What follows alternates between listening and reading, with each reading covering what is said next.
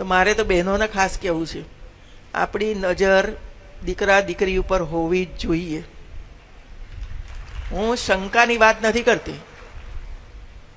મિત્રો હોઈ શકે, પણ મિત્રો મિત્રોમાં ફરક હોય છે બહેનો.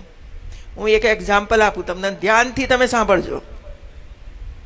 તમારી દીકરી 8-10 વર્ષની છે અને મામાનો ફોન આવ્યો, કાકાનો ફોન આવ્યો, ભાઈનો ફોન આવ્યો, મિત્રનો ફોન આવ્યો, તો તમારી બાજુમાં બેસીને એ વાતચીત કરે છે કે મારું હોમવર્ક પૂરું થઈ ગયું છે, મારું વાંચવાનું આમ છે, તું આવી જાના, બધી આવી જ વાતો હોય નાના બાળકોની. તો જે દિવસે ફોન આવે અને એ બાજુની રૂમમાં જઈને વાત કરવાની શરૂઆત કરે ત્યારે શંકા કરજો એના ઉપર. એવું ત્યારે શંકા કરજો કે અત્યાર સુધી મારી પાસે બેસીને વાત કરતી હતી, હવે એ બાજુના રૂમમાં જઈને ધીરે ધીરેથી કેમ વાત કરે છે?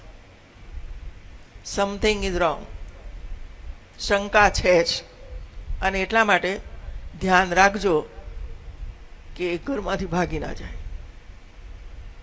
સ્કૂલોમાંથી ભાગી ના જાય. એટલી ખરાબ દશા છે. હું જ્યારે એને પર્સનલ મળવા માટે ગઈ દીકરીઓને,